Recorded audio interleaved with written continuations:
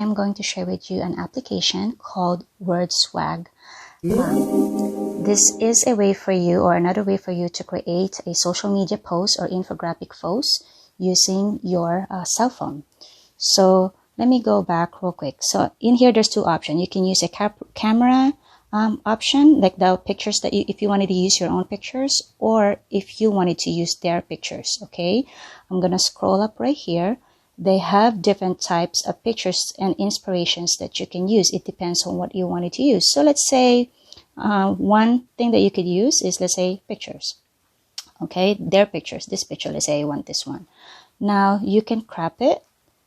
It depends on where you wanted to use the post. So let's say IG story, Facebook post, FB cover, FB event cover, Twitter, okay, you name it. So they have it there for you. But let's say I wanted to post on Instagram, okay? So you're going to click crop. And then here at the bottom, you'd see a different style of fonts right here. Okay, fresh, or it depends on what's your mood and what kind of fonts or style you wanted to use.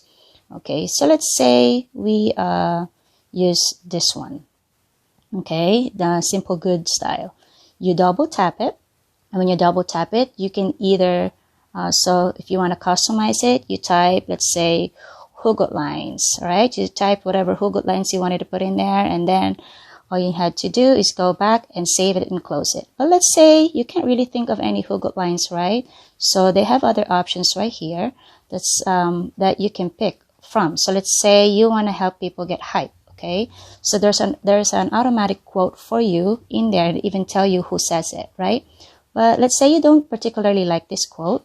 So what you could do is you can click this little X right here. Just click that and it will show you different ones or different quotes that you feel you want. So let's say I wanted to, you feel that you wanted to use. So let's say I wanted to use this one. I click save and close. Let's say, oh, I really don't want to use this font. So I'm going to find the one that would work, this particular pictures and pose.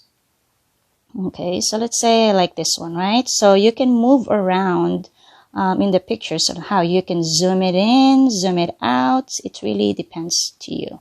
So let's say I click this one, right?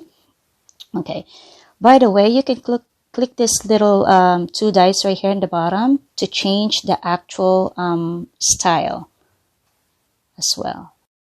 Now, let's say you don't want to use this particular picture. You can click the arrow above on your upper left side, and you can just type whatever inspirations you wanted to type. So let's say women. So it'll give you different types of women pictures. So let's say you wanted to post about books. You search books and it will give you different types of books. So let's say we use this one.